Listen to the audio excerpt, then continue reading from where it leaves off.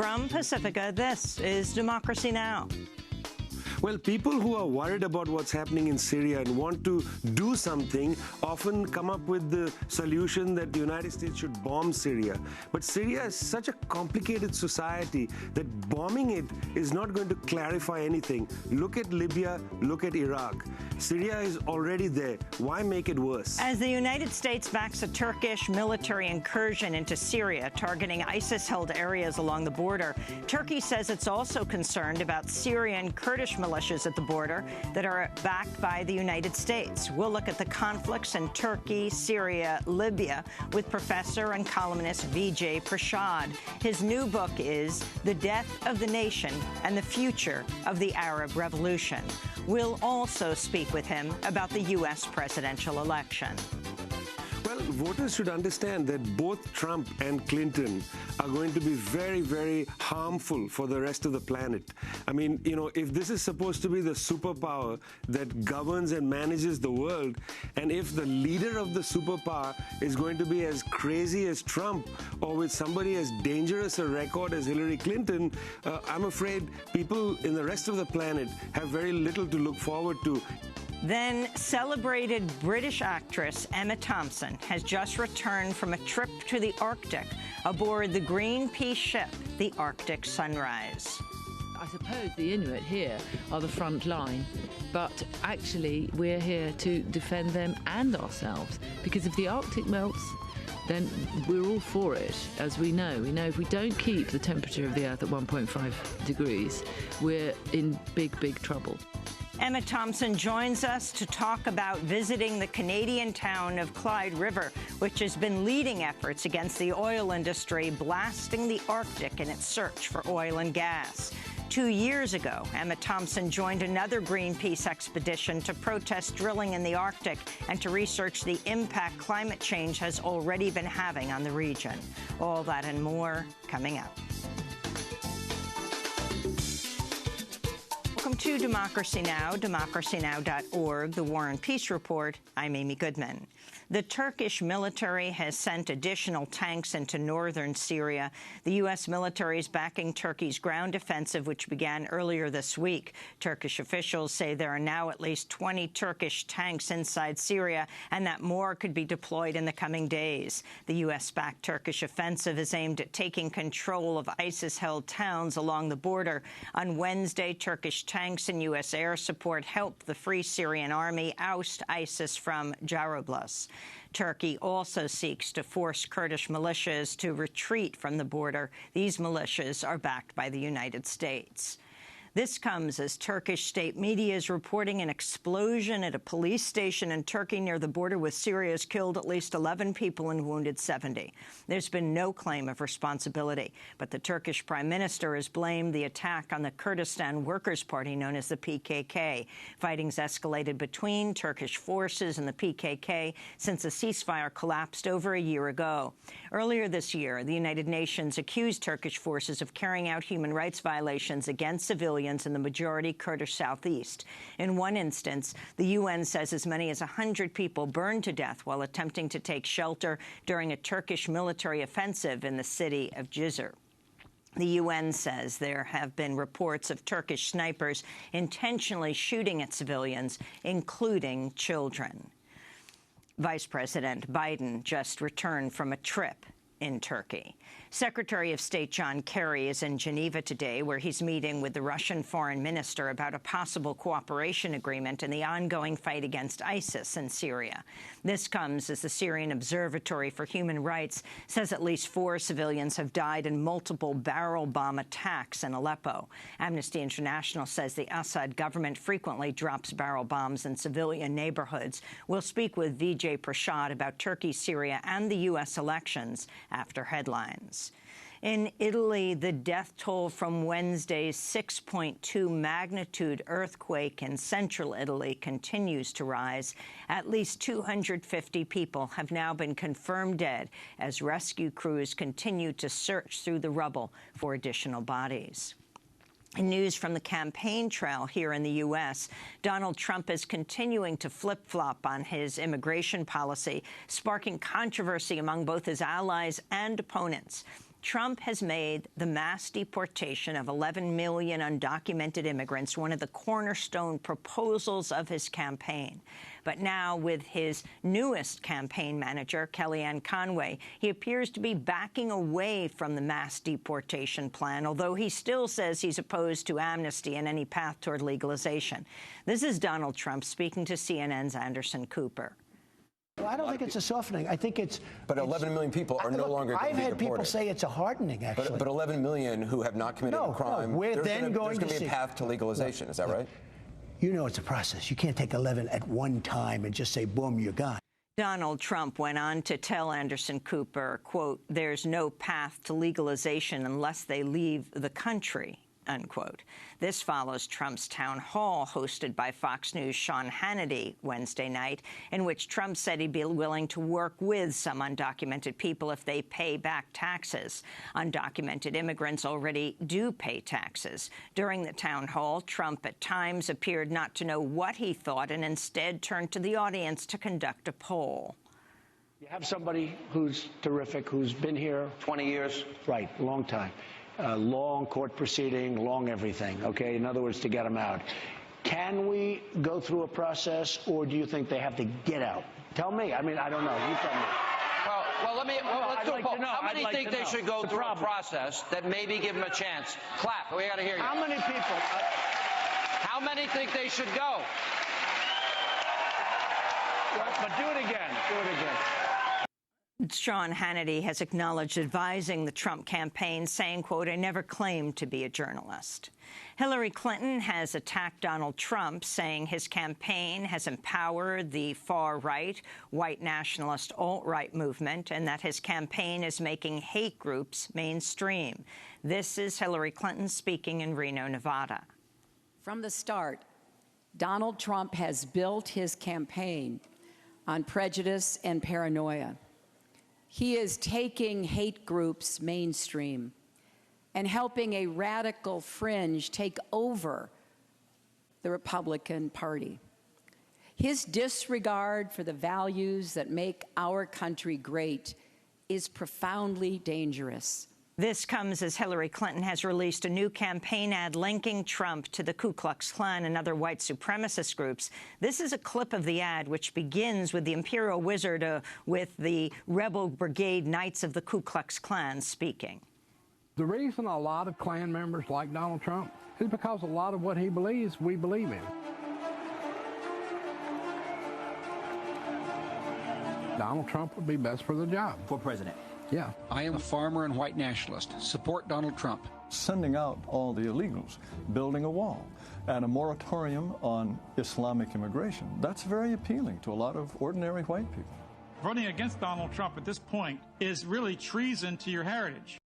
That's the voice of David Duke, the former Grand Wizard of the KKK, and before that, Jared Taylor, editor of the white nationalist magazine American Renaissance, featured in Hillary Clinton's new campaign ad. France's highest administrative court will decide whether to overturn a local ban on full-body swimsuits known as burkinis, amidst ongoing controversy over an incident in which armed French police confronted a woman on the beach over her full-body dress. Photos of the incident show two armed police officers approaching the woman as she lay sleeping and then standing over her as she removed her long-sleeve shirt. The police then gave her a ticket which said she wasn't wearing, quote, an outfit respecting good morals and secularism, unquote. More than 24 French towns have banned the burkini, saying the swimsuit violates French secular laws. On Thursday, dozens of women protested the burkini ban at a rally outside the French embassy in London. This is one of the protesters. It's never right to tell a woman whether what she can wear or to take her clothes off. That's not for a man to say. And I think in a time of increased Islamophobia, which we've seen in the UK and in France, it's just an even more horrible image to see because it just shows the kind of things that Muslim women have to deal with. So we wanted to show solidarity with Muslim women in France and call for a repeal of the ban. Secretary of State John Kerry met with the Saudi foreign minister Thursday during a visit to Saudi Arabia, where the two discussed the ongoing U.S.-backed Saudi-led bombing campaign in Yemen. This comes as the UN High Commissioner for Human Rights, Zeid Ra'ad al-Hussein, has called for an independent investigation into the bombing campaign, saying civilians are suffering unbearably. In a statement, he wrote, quote, "Such a manifestly, protractedly unjust situation must no longer be tolerated by the international community," unquote. In August, the U.S.-backed Saudi coalition bombed Doctors Without Borders hospital, killing 19 people, and bombed 2 schools in northern Yemen, killing at least 14 children. In Argentina, the former head of the army during Argentina's dirty wars has been convicted of crimes against humanity and sentenced to life in prison. 89-year-old Luciano Benjamin Menendez was found guilty of presiding over hundreds of disappearances and kidnappings, as well as multiple cases of murder and torture at a secret military base in Córdoba between 1975 and 79. The imprisoned ex-general is already serving multiple life sentences for other human rights abuses. The Brazilian Senate has begun the impeachment trial against President Dilma Rousseff, who was suspended earlier this year in what many are calling a coup. Her impeachment stems from accusations she tampered with government accounts to hide a budget deficit. The Brazilian group Transparency Brazil says 60% of Brazilian lawmakers are currently under criminal investigation or have already been convicted of crimes ranging from corruption to election fraud. Rousseff is slated to testify on Monday. Meanwhile, Brazilian police have charged American Olympic swimmer and gold medalist Ryan Lochte with falsely reporting a crime. Lochte and his 3 Olympic teammates claim they were robbed at gunpoint by men posing as police officers during the Olympic Games in Rio. But Brazilian authorities say the Olympic swimmers actually vandalized a gas station, then invented a story about having been victims of a robbery. Lochte has already lost 4 corporate sponsorships since the incident. And editor, publisher, and writer Warren Hinkle has died. He was the editor of the magazine Ramparts, which he helped turn into a leading voice for the 1960s left. The magazine won a Polk Award for a 1966 article that revealed a Michigan State University group operating in Vietnam was in fact a CIA front group. It also published Eldridge Cleaver's prison letters and Che Guevara's diaries. Hinkle was also a major figure in the emergence of gonzo journalism. This is Warren Hinkle speaking about editing Hunter S. Thompson's famous article about his trip to the Kentucky Derby. It was just a mess. It didn't make much sense at all, the article. So I just kind of bundled it all up and took a walk up the street around the corner to the Tosca. And fortunately, it wasn't a crowded night. So I sat in one of these back red booths and spent a couple hours actually reading the thing and figuring the heads and the tails. And it was episodic. So it was... Yeah. And kind of reassembled it somewhat. It was like, oh dear, it was sort of like trying to assemble a very big, complex crossword puzzle without having the picture on the box. Warren Hinkle died on Thursday at the age of 77 from complications of pneumonia. And those are some of the headlines. This is Democracy Now!, democracynow.org, The War and Peace Report. I'm Amy Goodman. And I'm Juan Gonzalez. Welcome to all of our listeners and viewers around the country and around the world. An explosion at a police station in Turkey near the border with Syria has reportedly killed at least 11 people and wounded 70. State-run media is reporting that Kurdish militants were responsible for the attack, but there's been no claim of responsibility. This comes as the Turkish military has sent additional tanks into northern Syria, intensifying its ground offensive in the ongoing conflict. The U.S. military is backing Turkey's incursion, which began earlier this week with an aerial bombing campaign. Turkey says the offensive is against ISIS-held areas along the border. But Turkey says it's also concerned about Syrian Kurdish militias at the border. Those militias are backed by the United States. On Wednesday, Turkish President Tayyip Erdogan announced Turkish-backed Syrian rebels reclaimed the Syrian town of Jarablus from the Islamic State. As of this moment, Free Syrian Army and residents of Jarablus have taken back Jarablus. They have seized the state buildings and official institution buildings in the town, According to the information we have received, Daesh had to leave Jarablus. Turkey's offensive is dubbed Euphrates Shield, and it's the country's first major military operation since a failed coup shook Turkey in July. On Wednesday, the Turkish President Erdogan met with U.S. Vice President Joe Biden, who said the United States supports Turkey's efforts to control its borders. We believe very strongly that the Turkish border must be controlled by Turkey, that there should be no occupation of that border by any group whatsoever, other than Syria that must be whole and united, but not carved in little pieces. Meanwhile, the British-based Syrian Observatory for Human Rights says videos posted to a social media website Thursday depict carnage in the Bab al-Narab neighborhood of Aleppo, where 2 barrel bombs were reportedly dropped, killing at least 5 people. The group also reported additional strikes across Aleppo and its suburbs, saying the dead were mostly women and children.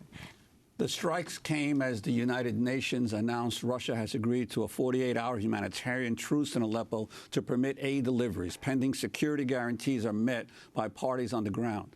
The United Nations has been pushing for a weekly 48-hour hiatus in fighting in Aleppo to assist the city's approximately 2 million people who've been suffering as Syria's 5-year-old conflict continues to take a massive humanitarian toll.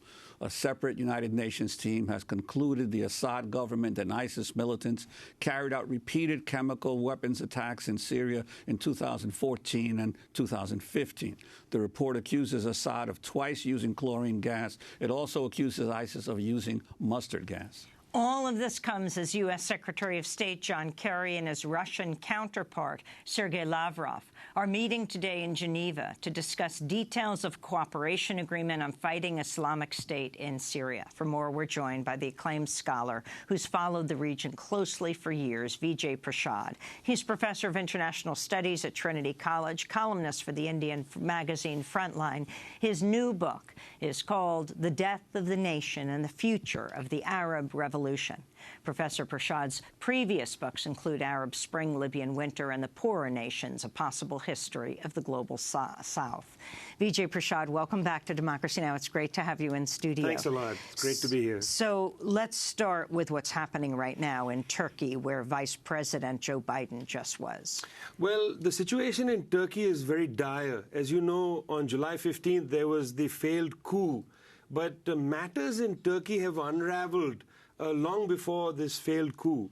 The crackdown on reporters has been going on for at least a year and a half, if not longer. The internal politics of Turkey has been in disarray. And one of the interesting things about the government of Mr. Erdogan is that previously he had started a peace process with the Kurdish Workers' Party, the PKK, which the United States and Turkey sees as a terrorist outfit. They had started a protracted peace process called the Imrali process. But this war in Syria has essentially unraveled that peace process, and the Turkish military has gone back on the full offensive against the Kurds in southeastern Turkey.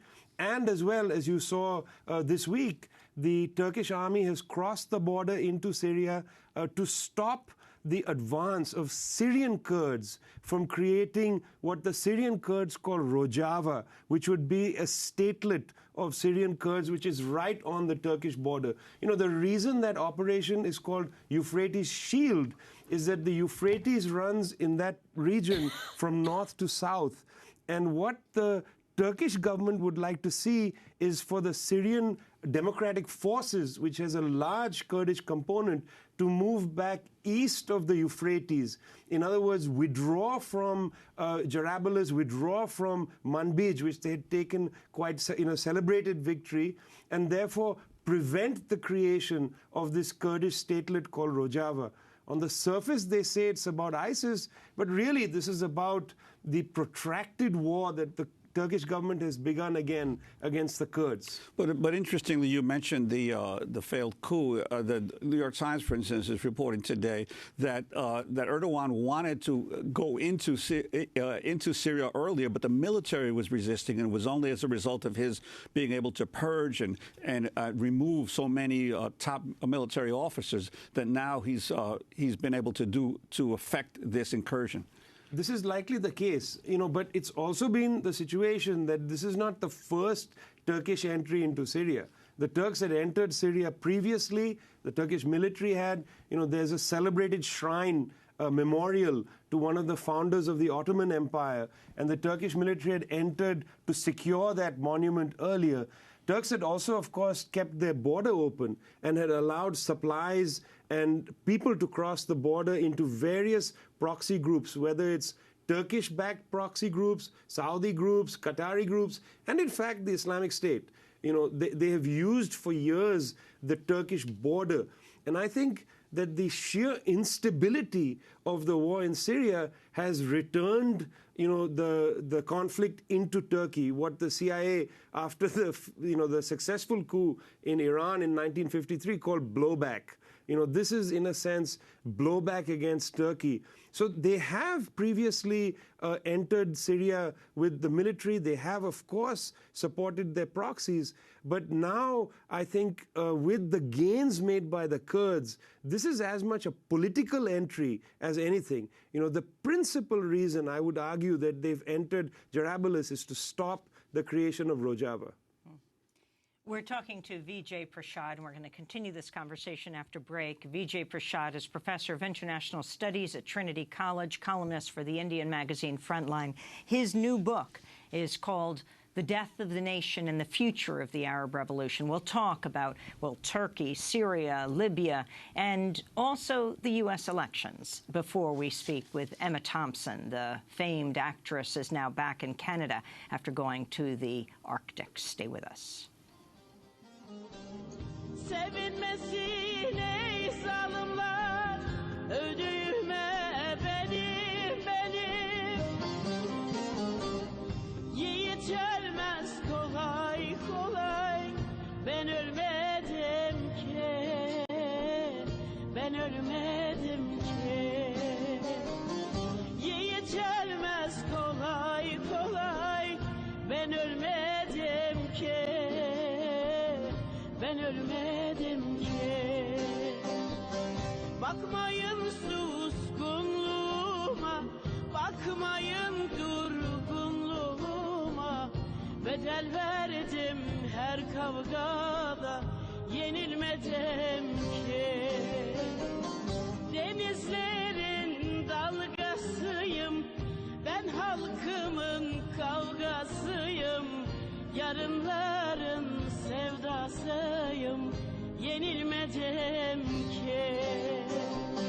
Denizlerin dalgasıyım, ben halkımın kavgasıyım. Yarınların sevdasıyım, yenilmedim ki.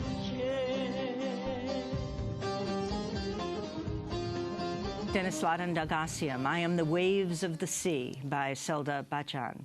This is Democracy Now!, democracynow.org, The War and Peace Report. I'm Amy Goodman with Juan Gonzalez. We're speaking with Vijay Prashad, professor of international studies at Trinity College and author of a new book. It's called The Death of the Nation and the Future of the Arab Revolution. I want to turn to a novelist who was just arrested. I want to talk about press freedom in Turkey. The Committee to Protect Journalists reports that Turkish author and columnist Aslı Erdoğan, no relation to the president, has written about her treatment in prison since her arrest earlier this month after the government closed down the newspaper where she worked. She now faces a pending trial on terrorism charges and says she's been denied medication or sufficient water for 5 days and is diabetic. She's one of many journalists and writers who've been arrested on charges of terrorism in Turkey. About 10,000 people have been arrested since the coup, at least that we know, or the attempted coup, though Erdogan, of course, wrested power back. Professor Vijay Prashad, what about Aslı? Well, look, she is one of the tens of thousands of people who've been arrested under so-called suspicion that she was doing propaganda for the Kurdish Workers' Party, the PKK. You know, here's a celebrated novelist, a journalist for a newspaper whose entire staff, pretty much, the editorial staff, has been arrested. Newspapers have been facing a great challenge inside Turkey, and broadcasters. If anybody has questioned the fact that the Turkish government, has been allowing fighters to cross the border, they have been arrested. And this has been happening for the last several years. You know, that's why I say the failed coup of July 15th has just provided the government with the opportunity to go very deep into its list of those whom it sees as dissenters and pick them up. But they've been going after reporters for years now. Anybody who challenges their narrative of the war in Syria, they consider a threat, and they accuse them of being linked to the PKK. You know, this is one of the, the simplest ways of delegitimizing somebody is to say that they are propagandist for the PKK. And that's precisely what they've said to her. They've also held her in solitary confinement, and she's asked to go back into the general population. It's a humanitarian thing, on the surface of it. And also, this is somebody with medical problems, and they've denied use of medication and a proper diet. But she's only one. As you noted, there are thousands of journalists who've been picked up. And sadly, a number of them are Kurdish journalists, independent journalists from the southwestern region of Turkey who've been picked up. And you mentioned the Kurdish Workers' Party. Clearly, Turkey is a far more developed country than most of the other Middle East countries, and along with Egypt, probably has the largest working class per se. Has there been any ties between the Kurdish Workers' Party and ongoing workers' movements in Turkey and among the rest of the population? So the Kurdish Workers' Party starts, as a principally Kurdish nationalist force, separatist force. But Turkey is an interesting country because, the largest Kurdish population in a city is not in the southeast, but is in Istanbul. So, about 10 years ago or so, the Kurdish Workers' Party began to move from the position of secessionism to the position of more rights inside Turkey. And there have been a series of attempts to unite with the Turkish left, various small leftist parties, to create an umbrella party that would both fight for rights of all kinds of people, gays and lesbians, women, workers, and Kurds inside Turkey. And the most recent party of this kind was the HDP, which, had in both elections in 2015, there were two parliamentary elections, did well enough to block Mr. Erdogan's attempt to create a presidential form of government. And in a sense, this domestic pressure from the HDP has also, upturned the apple cart as far as Mr. Erdogan's domestic agenda is concerned. Joe Biden was just there, the vice president. Turkey, Erdogan has been demanding the extradition of Fethullah Gulen, who is in the Poconos in Pennsylvania. Biden wrote a piece in a Turkish paper, and Foreign Policy has said that Turkey has admitted that they have not given evidence that this man was behind the attempted coup. Explain overall the significance for people who have never heard of him. It's not just about the PKK in Turkey. No, it's not. The PKK provides, I think, the opportunity for the Turkish government to go after a large number of journalists, because many of these journalists that they've picked up are people of the left. The purges in the military, in the judiciary, in those sectors, they've blamed on people with sympathies to the Gulen movement or being members of the Gulen movement. Now, when Mr. Erdogan came to power in the early 2000s, one of the great fears of this kind of Islamist movement was that they would suffer a coup by the military, that the military, which was largely Republican, would go and overthrow them. So from the very beginning, the AKP party, the party of Mr. Erdogan, has been very careful not to antagonize the military. And through the early years, Mr. Gulen's movement and Erdogan both collaborated in stuffing their people into the military and into the judiciary. In a sense, this is now a family fight. that the very people that they stuffed into the military and into the judiciary have, of course, now turned on Mr. Erdogan. So he is now purging these people from positions of some authority. So it's not untrue that the Gulenists are inside the military and inside the judiciary, but they were put there essentially to facilitate the Islamization of these institutions. And the Gulen movement is one of the bizarre examples of what's happening in education in the United States, runs the largest charter school network in the United States. They have charter schools across the country, especially in Texas. Is there any indication, and they're bringing in Turkish educators to come into the United States to work in these schools. Do you have you studied that at all? No, I haven't looked at that, but I've read about it. And the interesting feature, of course, is that this charter school movement, or this push towards having faith-based schools in the United States, is so closely linked to the agenda, not only in Turkey, but in Pakistan, in various other places.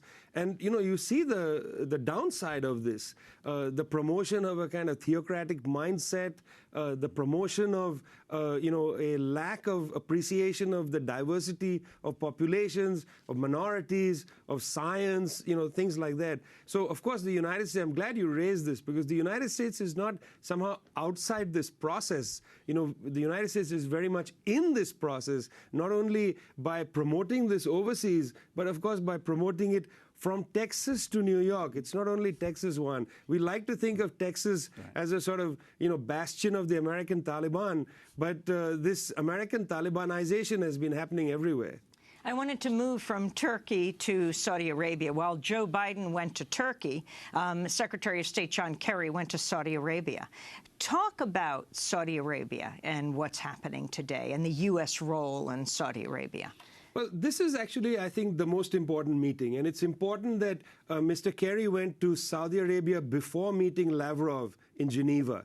And the reason I say this is that, you know, the Russians, the Iranians, and the Americans have now come to the understanding that the process in Syria cannot start with the demand that Mr. Assad has to go. And why I say this is that Turkey has, in the last couple of weeks, come to the same position. So the current Prime Minister of Turkey has quite clearly said that they no longer require Mr. Assad to leave as a precondition for the peace process, but he can stay, as the Prime Minister said, for a transitional period. The only power in the region, the so-called subjugating powers of the region, that has not accepted this view is Saudi Arabia and, to some extent, its Gulf Arab allies. You know, Saudi Arabia is fighting an extraordinarily brutal war in Yemen. It is obstinate in that war. It's made no gains, despite the fact it's been bombing Yemen for over a year. And, of course, the United States government has continued to resupply Saudi Arabia through this period. So Mr. Kerry's... in the largest weapons sale in U.S. history with Saudi Precisely, Arabia. the largest weapons sale, which Mr. Obama justified on economic grounds, which I thought was the most vulgar thing. In his statement, he said, or his proxy said, his spokesperson said, that this is the largest weapons sale which benefits most of the states in the United States, because they'll have bits and pieces of manufacturing. But the point I just want to make is that for Mr. Kerry to be in Saudi Arabia is important, because one of the features that they need to be pushing is that Saudi Arabia needs to now adopt the view that there needs to be a long transitional process in Syria. They cannot demand the Mr. Assad leave as a precondition. Everybody else has accepted this except Saudi Arabia. I wanted to ask you to turn to another country in the Middle East, Libya. Clearly, the U.S.-backed a move into Libya, the regime change, the execution of Gaddafi has left, in essence, a failed state there. And I'm wondering if you could talk about what's happened there and also the impact on all of North Africa as a result of the situation in Libya right now. Well, you know, the story in Libya is not dissimilar to the story in Iraq with Saddam Hussein or with Syria, which we've just been talking about. You know, the problem is these are all divided societies, politically divided. To some extent, of course, the ethnic and question of tribe should play a role, but they are politically divided societies. To assume somehow that in each of these societies there's one bad guy who everybody hates is the most simplistic understanding of the Middle East. And the United States, you know, through NATO, conducted a regime change operation inside Libya, just as they did in Iraq. In both instances, when the strongman was captured, when Saddam was captured, when Gaddafi was captured, what they said to their captors is very revealing. They said, we are ready to negotiate. And the United States essentially was not interested in negotiating. You'll remember when Gaddafi was essentially lynched on the streets of Sirte, Hillary Clinton heard the news and laughed and said, we came, we saw, we killed, you know, we conquered. This kind of attitude to countries like Libya, to Syria, to Iraq, means you underestimate whatever support these people have, you underestimate the divided nature of these societies. And the regime change operation in Libya not only has continued with the destabilization of Libya, but it's destabilized Mali, it has threatened Tunisia, it has, of course, created problems in much of northern Africa. And what do the U.S. elections mean for what's taking place now? Well, look, I mean, it's you can see from your news report at the beginning that in domestic terms, there is a great difference between Donald Trump and Hillary Clinton. Donald Trump is not only been absorbed by the white nationalists, but he himself appears to be a white nationalist. But seen from the rest of the world, the difference between the two is minimal. You know, here you have Donald Trump, who is in many ways erratic. God knows what he'll do once he becomes president. He will lead a party. You think God knows what he'll do? Yeah, I think God knows what he'll do. You know, I mean, I think that if the Republican Party was at such a place where Ted Cruz, who said that he would like to bomb Syria to see the desert essentially be irradiated, if the Republican Party can see somebody like that as normal, as rational, then, you know, God help us if the Republicans are in charge of things. But let's take the case of Hillary Clinton. You know, here's somebody who actually pushed Obama to go into the Libyan operation. You know, Obama was reticent to enter the operation in Libya. The French were very eager, and Hillary Clinton led the charge against Libya. This shows, to my mind, a profound, dangerous tendency to go into wars overseas, you know, damn the consequences. And I think, therefore, if you're looking at this from outside the United States, there's a real reason to be terrified that whoever becomes president, as Medea Benjamin put it to me in an interview, whoever wins the president, there'll be a hawk in the White House. You have an epilogue in your book, Yemen and Palestine. Yeah, so if you consider that there have been two situations where the bombing has been ruthless. In Palestine, of course, there is an occupation, and the occupation has been on, you know, for decades. But in the last 15 years, Israel has, in a punctuated fashion, bombed Gaza.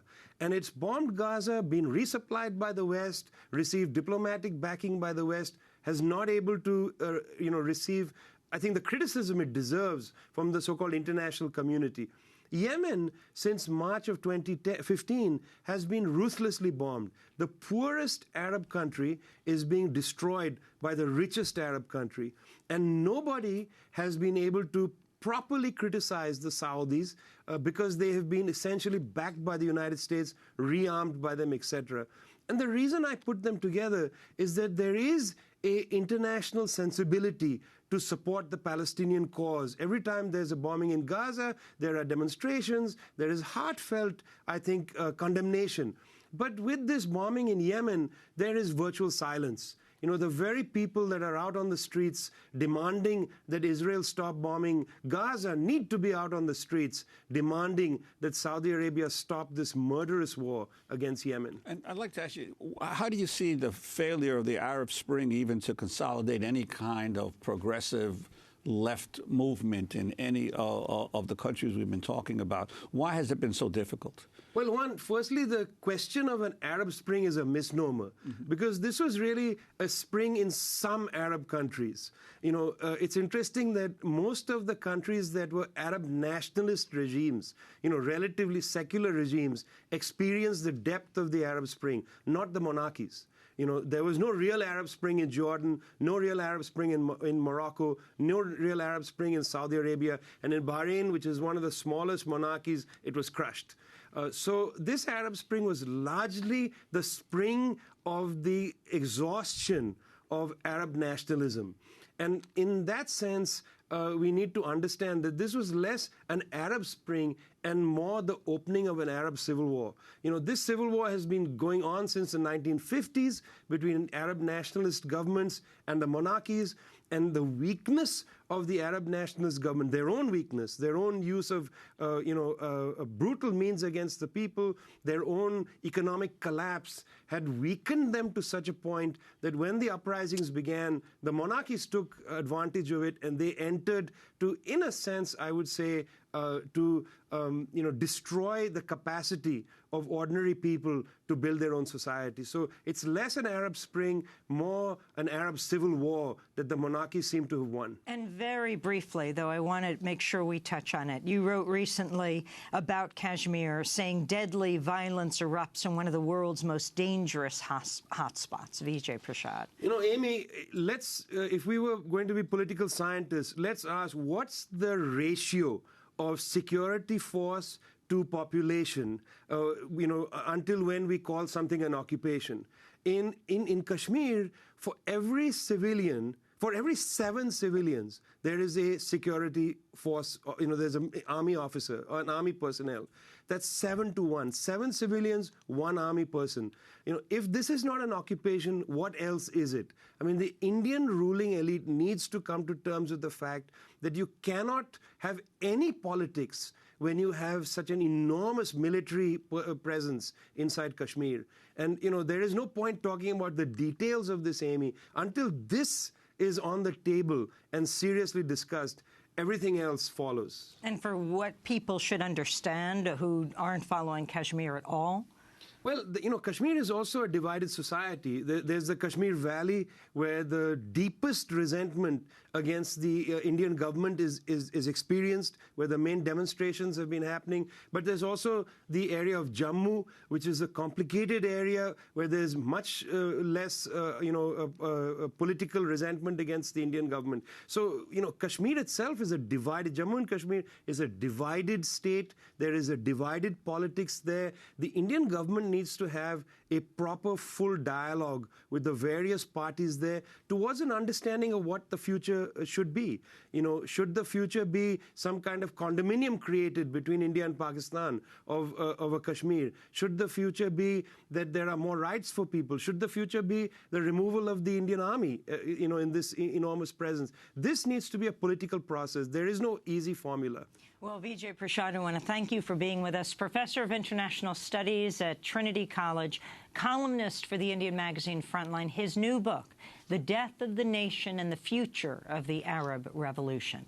This is Democracy Now! When we come back, the famed actress Emma Thompson has just come back from a visit to the Arctic, where she's been before.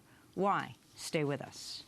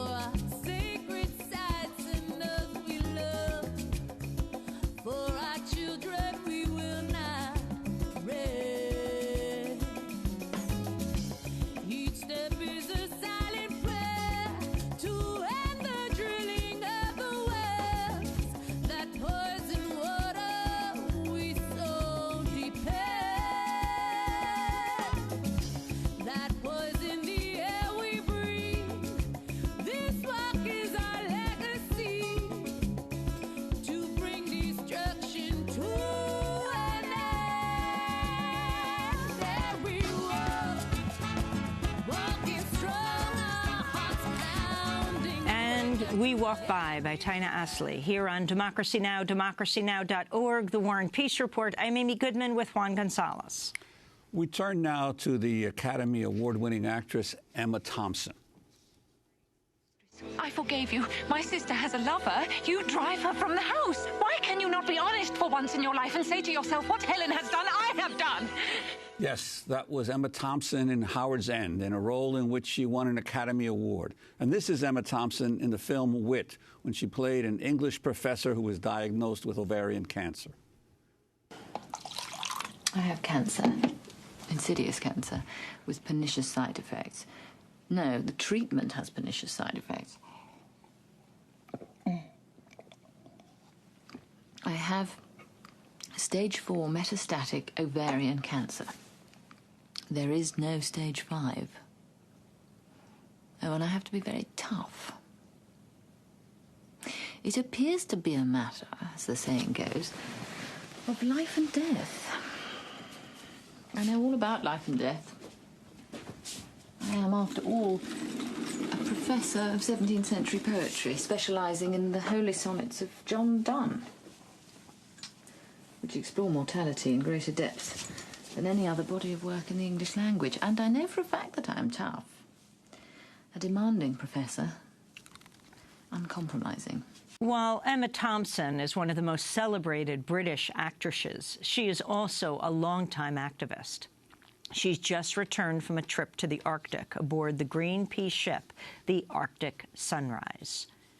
I suppose the Inuit here are the front line, but actually we're here to defend them and ourselves, because if the Arctic melts, then we're all for it, as we know. We know if we don't keep the temperature of the Earth at 1.5 degrees, we're in big, big trouble. Earlier this month, Greenpeace Arctic Sunrise sailed to the town of Clyde River in the Canadian province of Nunavut.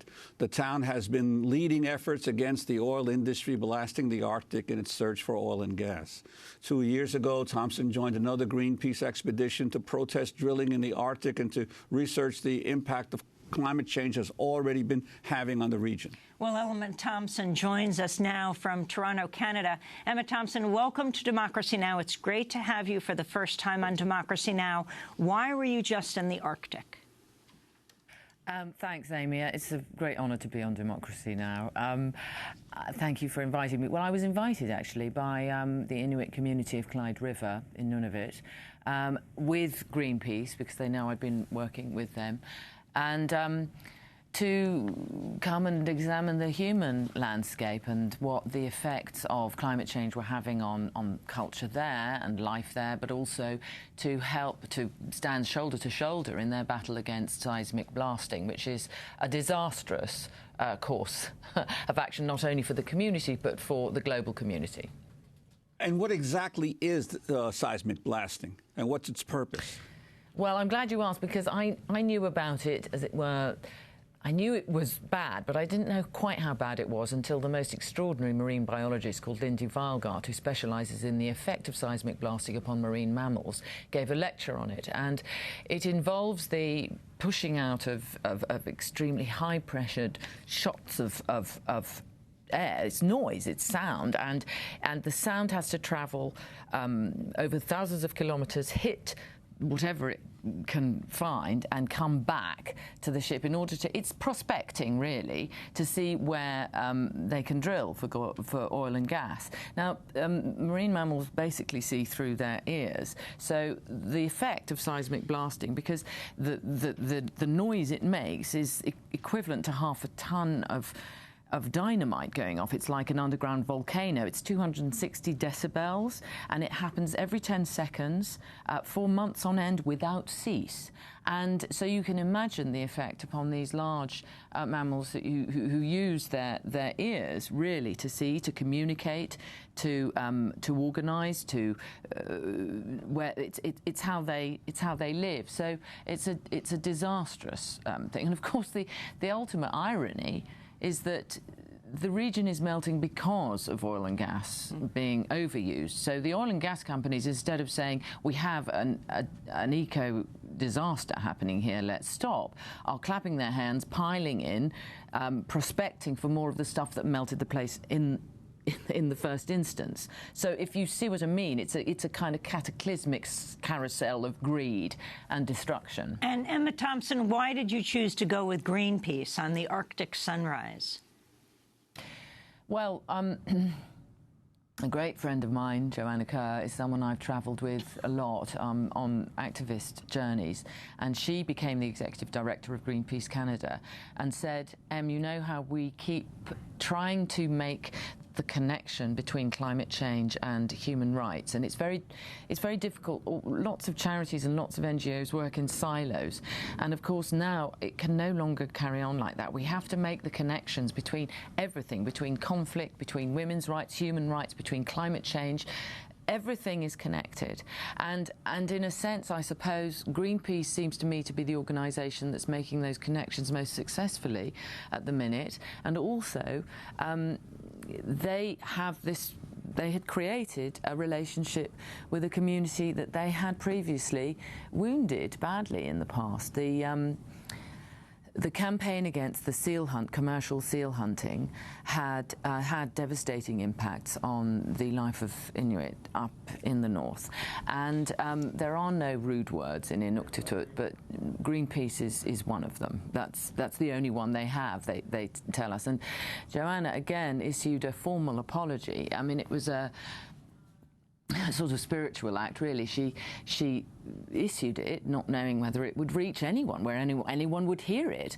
And an extraordinary man who I was lucky enough to meet and spend time with, an activist, Inuit activist called Jerry Natanine, read this apology, and he had been personally deeply affected by this campaign. His parents had suffered greatly, and he hated Greenpeace. And he saw this apology and decided that he was in the process of struggling with this seismic battle threat, and he thought these people may be able to help. So he went to the elders and he said, I would like to reach out. And he did. They had a conversation. He rang. They had a conversation and started to work on the campaign that I was lucky enough to be a part of recently. And I think that one of the most striking things about this journey was Jerry saying to us all, this apology and my reaching out and this coming together has healed something inside me, has healed the anger. So we were intimately connected. As you know, if you wound someone, there is always an intimate connection, and whether it continues to be destructive depends on how you deal with the wound after it has been made. Well, I want to turn to some of the residents of Clyde River. This Greenpeace video features the town's former mayor, Jerry Natanine, and his daughter, Clara. Yeah. We want to blast the ocean with seismic cannons looking for oil. It's a destruction machine. The way it could affect the sea mammals, I can hardly put it into words how much effect it would have on our life. Our existence and where we are is based on the animals that go there. We don't have any farms. You can't grow anything outside. The best place to get healthy food for me is under the sea. We're going to Supreme Court. As Inuit, we have the right to our territory. Our population is small, and I believe it is useful for other people on Earth to hear about this. We need all the help we can get to fight these companies. It builds up my spirit. For us to be heard and supported is phenomenal. I grew up in the Arctic. There's just That was Jerry Natanine and his daughter Clara. I wanted to ask you, have you gotten any sense of whether the new government in Canada is more receptive to these issues than the prior government? Well, they ought to be. I mean, Prime Minister Trudeau's just signed recently, as you know, the UN Declaration for the Rights of Indigenous Peoples. So that's a very good sign, having this country, of course, having held back on that for some years. That's excellent. He was also present at the Paris Agreement. He and Obama issued an excellent statement on the Arctic. So it seems to me that this is a confluence of events. Now we've got a spotlight on the Arctic, and Trudeau now has a fantastic opportunity to put his words into action, because this case will set a precedent. for the rights of indigenous peoples. And it is not just about food security, it's about food sovereignty. What's happening in the Arctic with this seismic blasting case is what is being threatened is their sovereignty, their nationhood, not just the food that they eat, not just the climate.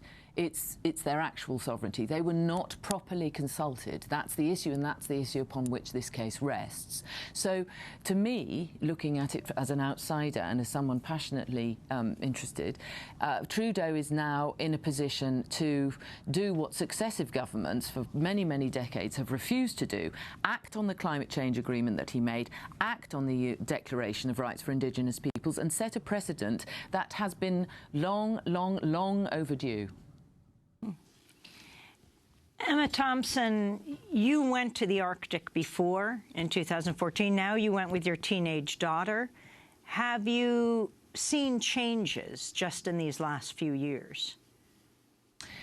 When Gaia came with me to the Arctic, when we went to Spitsbergen to Svalbard, where we were looking at the landscape itself, the graveyard of glaciers that sits up there, surrounded by dismayed climatologists and scientists who've been watching them disappear for the last 20 years. And it was a very different kind of journey.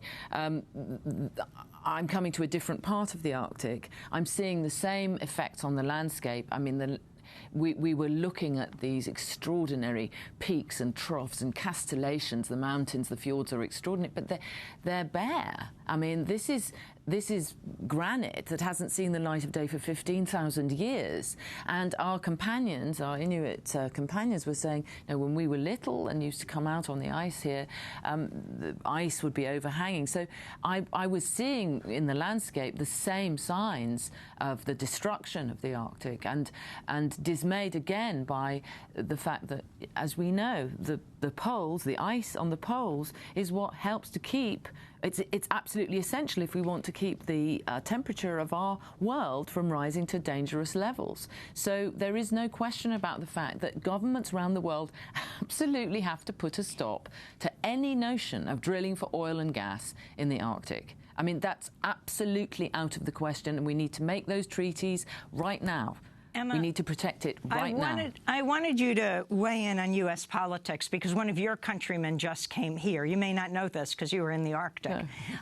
Yeah. Well, Donald Trump, you know, has called climate change a hoax. Well, on Wednesday, British politician Nigel Farage joined Trump at a campaign rally in Mississippi. He's one of the leaders, of course, of Britain's campaign to leave the European Union, known as Brexit. I'm telling everyone else, not you, Emma, you know. Trump's praised Brexit, saying the British people had, quote, taken back their country. Well, Farage didn't endorse Trump exactly on Wednesday, but he did slam Hillary Clinton. This is what he said.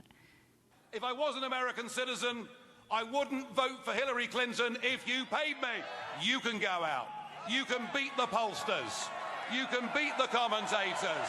You can beat Washington.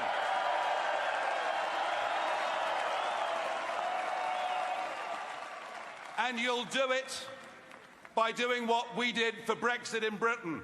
That's Nigel Farage, who is the leader of the Brexit movement. Emma Thompson, now that you've heard what he has to say, your comments of his foray into U.S. election politics? Well, there are no words, really. Nigel Farage is he's a nationalist. He's a white nationalist, and that's what Donald Trump is, and so it's very distressing. And what do you mean by white nationalist? To hear him when you say white nationalist, what do you mean? I mean, I feel that in some ways the less said about Donald Trump, the better. But I do see that it is a terrifying situation, and actually, Mr. Prashad, who I was listening to earlier, was so wonderful on the subject, because he said from the outside looking in, one of the things that actually I mean, obviously, if I were an American citizen, we voted for Clinton, and one of the reasons for that is that she understands the reality of climate change. It is extraordinary that any person with anything really between their two ears could deny climate change at this point. I mean, that is an act of such extraordinary denial in the face of 98% of the world's scientists coming out and saying, actually, you know what, it is. Even the IPCC, which is normally quite a sort of gentle commentator on it, says we're in really big trouble now and we really have to act. So if he does get into power, he's going to have an awful lot to deal with on that front. But it is terrifying from every point of view. I did agree with Mr. Prashad, though. I agree Emma with Thompson, we're going to have to leave it there. That does it for our show. Academy Award-winning actress and longtime activist. I'm Amy Goodman with Juan Gonzalez.